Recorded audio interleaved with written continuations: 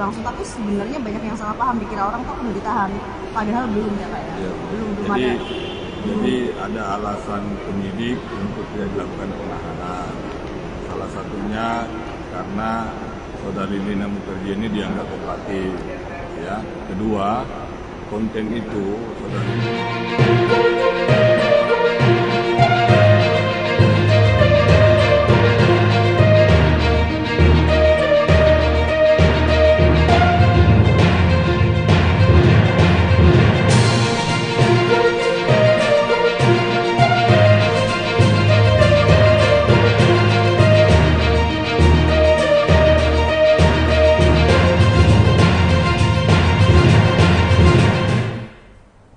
Halo Tribuners, jumpa lagi bersama dengan saya Kusnul Asyaifah dalam tayangan berita selebritis di Tribun Lampung.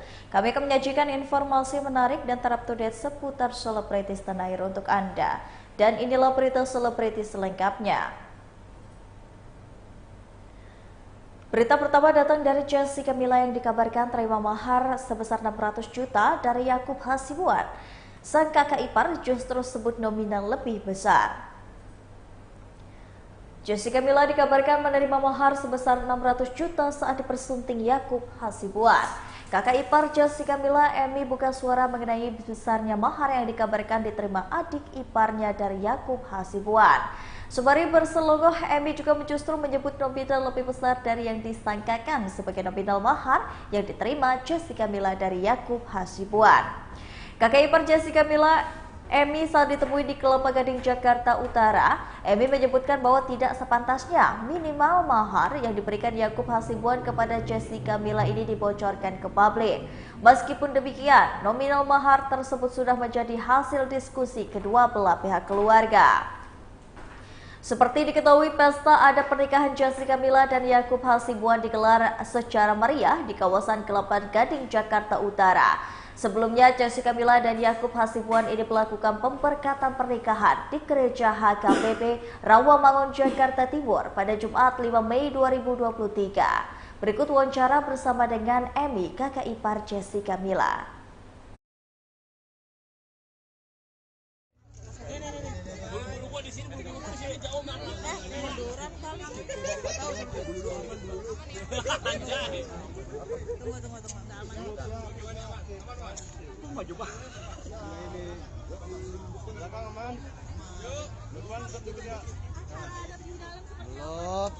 Belum, sabar.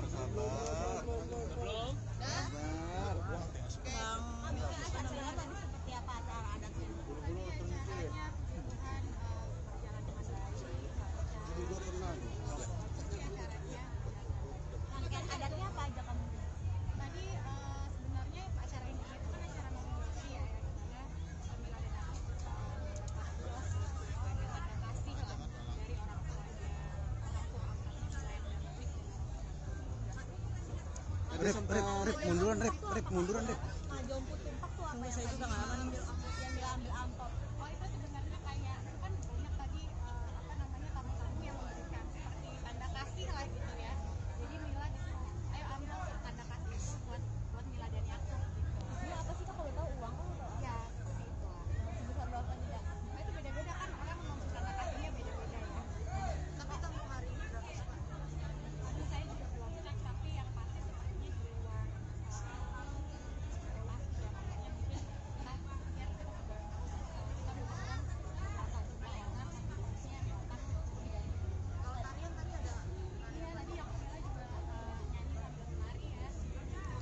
Munduran, Rip.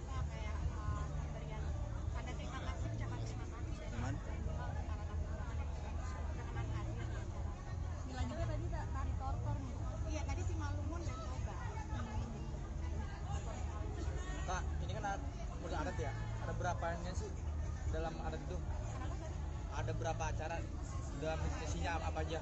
Oh, banyak ya. Maksudnya dari tadi proses itu kan kita kayak menjemput ulang-ulang, kita menjemput keluarganya Mila dan Mani gitu kan, datang ke sekolah. Terus juga ada proses ulasnya lah, itu ulas buat Yakub dari orang tuanya, orang tua adat dan orang tua kandungnya. Maharnya sendiri katanya bener, nama sendiri ada namanya sendiri. Digadang-gadang nih Kak.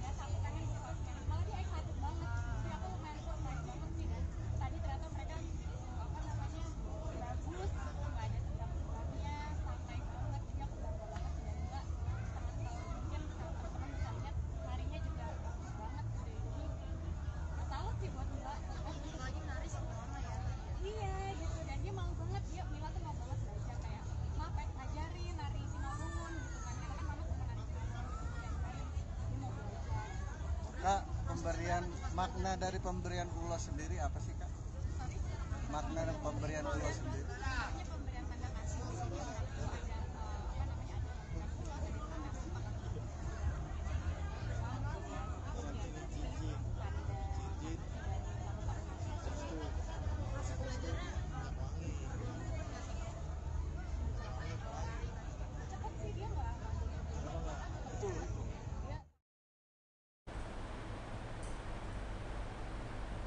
Berita selanjutnya, Hana Hasanah Shahab hadir di pesta adat pernikahan Jessica Mila dan Yakub Hasibuan.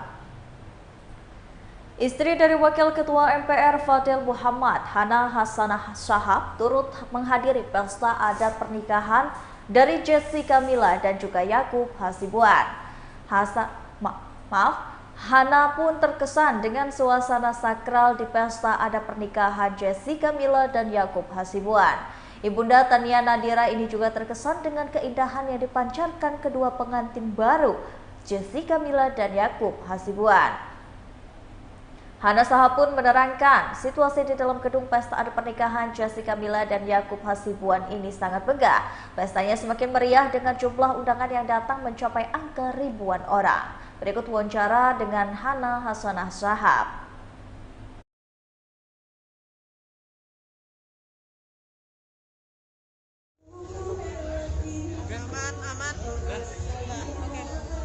Ibu Hana gimana bisa hadir di acara Jessica Mila dan juga Yakub, melihat acara malam hari ini seperti apa? Hari ini memang hari adat ya dari Mbak Jessica dengan Mas Yakub, di mana sakral sekali dari pagi acaranya, lalu acara undangannya jam 1 sampai katanya sampai jam 12 malam. Tapi memang adat dari Batak itu metodenya seperti ini, memang sakralnya itu dari siang sampai malam, jadi tamu nggak ada henti-hentinya. Terus makin malam makin lebih seru lagi katanya. Saya hadir dari jam 1 mungkin sampai udah menjelang maghrib, kemarin ini cukup di jam 2, tapi luar biasa acaranya menarik. Cantik sekali Jessica-nya, dan Yakubnya juga luar biasa ganteng. Aman. Ibu Hana gimana bisa hadir di acara Jessica Mila dan juga Yakub, melihat acara malam hari ini seperti apa? Ya, hari ini memang hari adat ya dari Mbak Jessica dengan Mas Yakub, di mana sakral sekali dari pagi acaranya, lalu acara undangannya jam 1 sampai katanya sampai jam 12 malam. Tapi memang adat dari Batak itu metodenya seperti ini, memang sakralnya itu dari siang sampai malam, jadi tamu nggak ada henti-hentinya. Terus makin malam makin lebih seru lagi katanya. Saya hadir dari jam 1 mungkin sampai udah menjelang maghrib, kemarin ini cukup di jam 2, tapi luar biasa acaranya menarik. Cantik sekali Jessica-nya, dan Yakubnya juga luar biasa ganteng.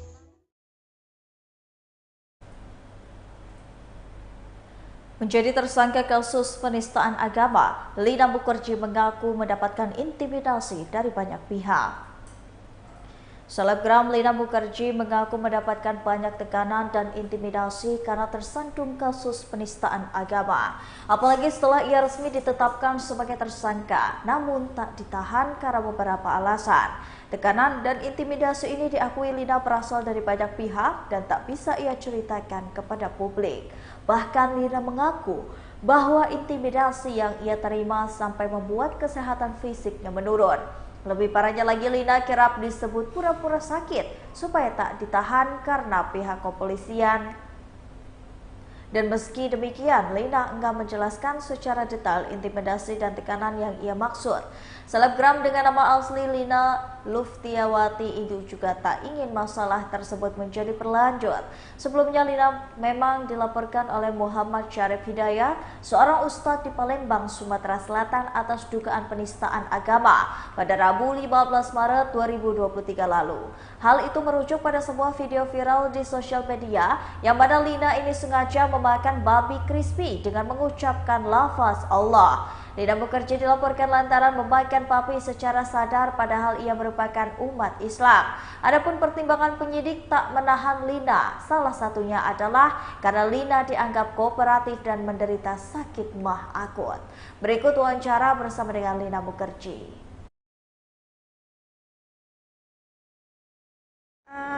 Halina, gimana sih proses pemeriksaan ya? 12 jam ya katanya ya kemarin. Lebih sih, hampir dari jam 10 pagi sampai jam 12 malam. Jam 10 pagi sampai 12 malam. Itu apa aja Kak yang ditanyakan? Aku kasih sedikit aja ya, jadi intinya dia cuma pengen tahu sih apa tujuan mengupload gitu. Tujuannya itu mau ngapain, cari viral atau apa dan lain-lain kayak gitu. Disengaja atau tidak seperti itu. Lalu gimana Kak tanggapannya? Maksudnya kan kadang ada orang viral sengaja membuat sesuatu supaya viral gitu. Maksudnya kalau saya tuh niatannya nggak sengaja, refleks gitu. Refleks ya. Untuk selanjutnya boleh dijawab PH ya untuk semua pertanyaannya. Maksudnya gantian aja PH-nya biar lebih menjelaskan gitu kronologi secara hukum. Katanya sempat masuk IGD gitu ya? Bener. Itu sebelum pemeriksaan atau? Udah sakit, tapi udah sakit juga sebelumnya. Setelah pemeriksaan. Oh, setelah pemeriksaan Ya, masuk IGD. Setelah dilakukan pemeriksaan, ya saudari Lina ya, sakit, mungkin kecapean ya, karena kan kurang tidur juga. Artinya setelah dari kantor polisi itu masuk IGD atau gimana Pak?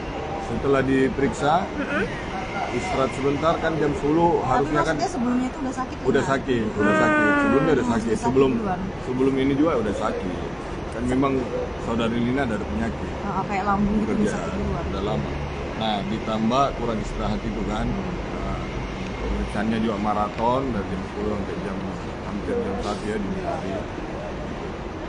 Lalu gimana Kak perasaannya karena nggak jadi ditahan ya gitu? Aku senang banget sih karena gimana ya, namanya aku punya karyawan gitu, itu diberi kesempatan kepada Allah Subhanahu Wa Taala yang aku harus syukuri ya. Betul. Aku sempat sih udah kayak antingnya aku lepas atau apa gitu kan, pikirku udah langsung, tapi sebenarnya banyak yang salah paham, dikira orang tuh aku udah ditahan, padahal belum ya kayak. Ya, belum jadi, ada. Jadi ada alasan penyidik untuk tidak dilakukan penahanan. Salah satunya karena saudari Lina Mukherjee ini dianggap kooperatif. Ya. Kedua, konten itu saudari ini tanpa nggak tahu kalau ini misalnya ada yang tersinggung atau menyinggung perasaan sehingga Pak Ustadz Syarif Hidayat itu melapor. Dia kan nggak tahu bahwa ini juga melanggar hukum apa. Semuanya Pak ya. Nah, ketiga yang paling ini bahwa saudari Lina sakit mah akut, kan udah dijelasin juga sama rekan-rekan dari Polda Sumatera Selatan bahwa Lina menderita sakit mah akut kan, sehingga dilarikan ke IGD. Tapi Kak Lina gimana sih tanggapannya, karena kan banyak yang bilang ya ini alasan aja nih sakit gitu Kak? Enggak, ini benar Saya sakit. 2 hari loh di IGD. Benar sakit. Sampai detik ini masih sakit, sebenarnya masih gak enak badan.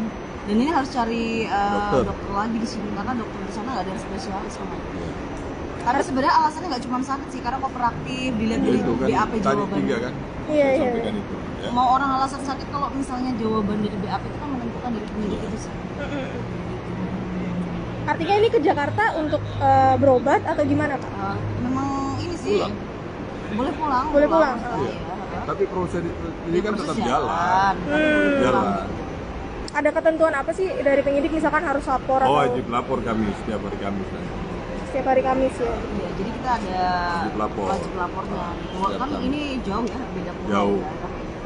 Kak Lina di Instagram sempat bilang katanya ada pihak yang mengintimidasi gitu, menekan, itu gimana Kak maksudnya Kak? Ya maksudnya itu ada orang yang nggak tahu media, nggak tahu netizen, nggak tahu dari pelapor, ada sesuatu lah pasti yang menekan gitu loh. Tekanan itu kan kita nggak bisa cerita ya. Masa intimidasi itu sampai saya sakit gitu mendengar sesuatu Ya, berita, tapi itu belum bisa kita omongkan. Intimidasi itu macam-macam ya, kayak tuduhan-tuduhan misalnya pura-pura sakit, atau kadang-kadang juga ada permintaan yang nggak bisa ditepati gitu, banyak hal lah. Saya nggak bisa share karena nanti takut jadi panjang. Iya. Gitu. Artinya banyak pihak gitu Banyak ya? pihak ya, kayak netizen kadang-kadang menekan-nekan, ya beberapa ormas juga ada seperti itu sih. Udah ada komunikasi dengan pelapor nggak sih? Ada Untuk mediasi gitu. Makanya salah satu supaya ini persoalan saudari Lina Mukherjee cepat selesai, ya salah satu yang kami tempuh langkah hukum yaitu semoga ini bisa restoratif justice ya, pihak pelapor mencabut laporan polisinya. Gitu.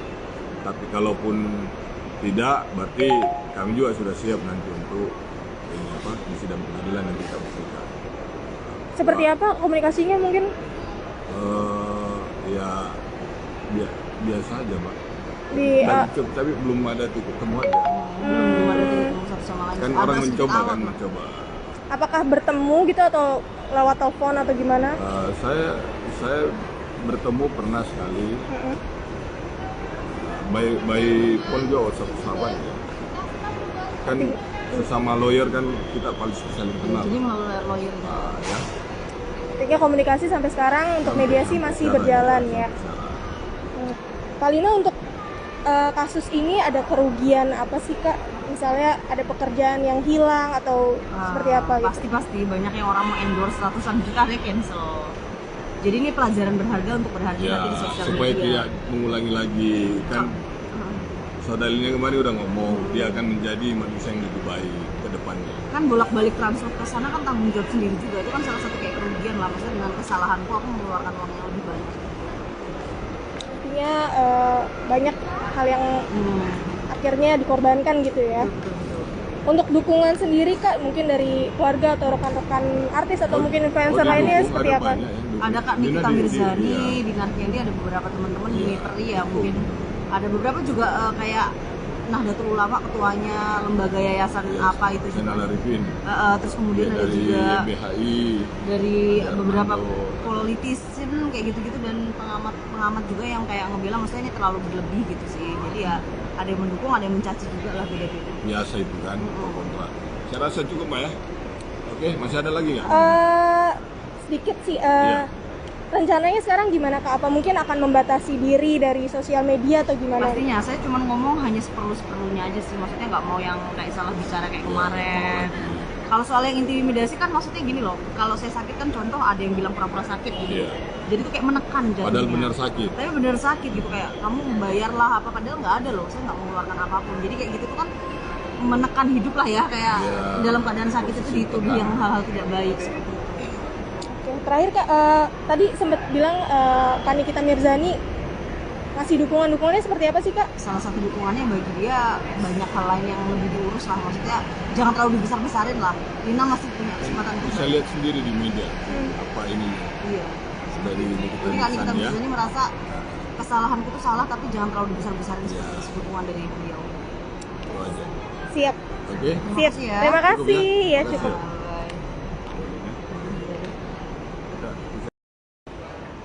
Ya, Kak Lina, gimana sih proses pemeriksaan ya? 12 jam ya katanya ya kemarin. Lebih sih hampir dari jam 10 pagi sampai jam 12 malam. Jam 10 pagi sampai 12 Iya, malam. iya. Itu apa aja Kak yang ditanyakan?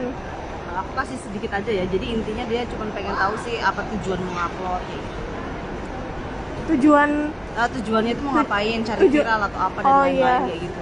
Disengaja atau tidak seperti itu. Lalu gimana Kak tanggapannya? Maksudnya kan kadang ada orang viral sengaja membuat sesuatu supaya viral gitu. Maksudnya kalau saya tuh niatannya nggak sengaja refleks gitu. Refleks ya. Cek aja.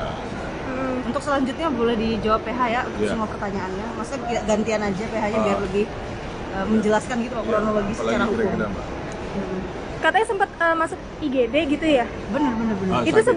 sebelum pemeriksaan atau? Udah sakit, tapi udah sakit.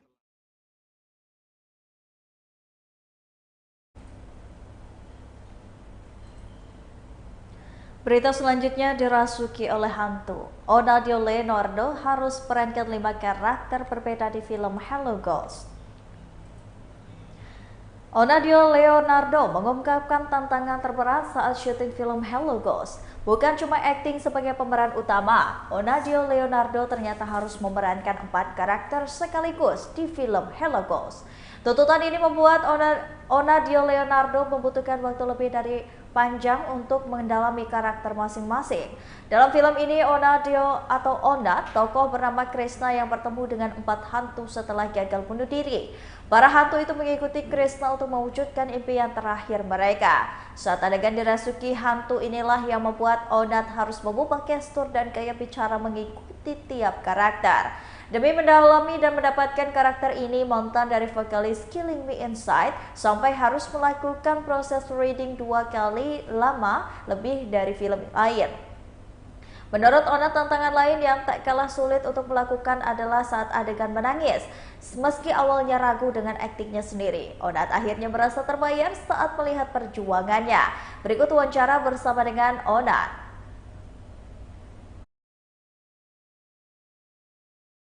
Gimana film gua? Gue paling suka pas Tora Sudiro bilang ke Onat kurang-kurangi tatunya. Lo kenapa? Ya, itu kan on the way kepada Lo kan kurangi tato tuh bagus loh. Lah bapaknya tatuan juga, apa salahnya? Iya kurang. Oh kurang. Kurangi. Kalau ke Tuhan dia malah ke setan. Tapi filmnya keren banget. Keren nggak? Pertama ya, di awal sebelum gue masuk tadi nonton, gue gak yakin Onat bisa sukses meranin perannya di film. Di akhir tuh gue hampir nangis. Enggak, lu nangis tadi gua lihat, tapi lu malu lu gini. Ya, saya tahan. Saya gak mau membuang air mata hanya untuk dia. Apalagi ya, keren sih, pesannya juga gue suka banget ketika di sana Onat bilang merasakan kesepian yang sangat. Jadi kalau bisa kita nemenin orang-orang yang kesepian, dan pesan utama yang paling dapat sih bahwa kalau lu cinta, jarak nggak ada. Oh iya, ya. Oh ya. Oke, go. Halo, jangan lupa Hello Go 11 Mei 2023 di bioskop sayang Anda. Jangan sampai nggak nonton. Sebelum gua masuk tadi nonton.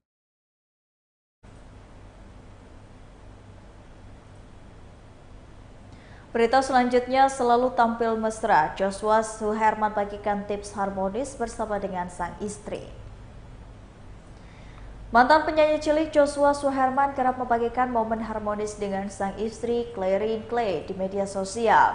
Joshua pun membagikan tips menjaga keharmonisan dengan pasangan. Menurutnya, quality time dengan pasangan merupakan hal yang penting yang harus selalu dilakukan. Diakui pelantun lagu di Obok-Obok itu, ia juga sering menikmati momen makan malam di luar bersama sang istri. Banyak hal yang keduanya bisa dilakukan bersama-sama seusai menikah. Sebagai informasi, mantan penyanyi cilik Joshua Suherman menikah dengan selebgram Clairine Clay sejak Desember 2021 lalu. Berikut wawancara bersama dengan Joshua. Oh nggak mau. Oh bareng. Naik ke Ya nantilah. Bentar dulu, gua dulu. Bentar. Oke, Kak Jo, ini kan, sorry nih, kan Kak Jo sudah nikah nih. Gimana sih? Udah hampir setahun ya Kak? Udah lebih setahun ya? Gimana ya rasanya berumah tangga sama setahun? Mungkin karena belum punya anak, jadi rasanya kayak pacaran tapi serumah aja sih. Gitu sih. Ini kalau di rumah nih biasanya maksudnya apa sih yang benar-benar ngebuat kalian tuh, kan kadang kalau udah aktivitas kerja kan kalian berdua agak sulit ya ketemu gitu, apa sih yang ngebuat kalian makin menjaga gitu? Nggak sulit ketemu sih, hampir setiap hari itu ketemu. Kalaupun aku ada kerja biasa dia ikut, dia kerja aku ikut, jadi kami justru jarang nggak ketemunya. Sampai hari ini sejak nikah belum ada satu hari nggak ketemu sih, maksudnya pasti ngikut, entah aku atau dia yang ngikut. Ini Kak, kan gimana istri nih, dia sering memasak untuk kakak maksudnya di Oh. rumah atau gimana nih? Iya, dia emang bisa masak dan emang masakannya enak gitu. Jadi dari sebelum pacaran pun dia beberapa kali emang suka masakin sih. Bedanya sekarang masaknya di rumah sendiri, itu bisa dilihat dan bisa request.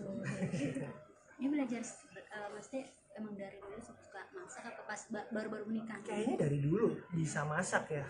Karena kakaknya dia kan emang juara MasterChef juga, jadi ya emang sekeluarga doyan makanan nih. Makanan favorit yang dimasakin Kak Clay apa? Apa ya? Oh itu ada daging cincang pakai sayur gitu, enak. Enak banget. Nggak tahu namanya apa tapi ya, nama makanannya. Jadi sendiri pengen belajar masak juga nggak, maksudnya bantuin atau? Ya kadang masak juga, jadi di rumah emang nggak ada tugas yang spesifik dilakuin.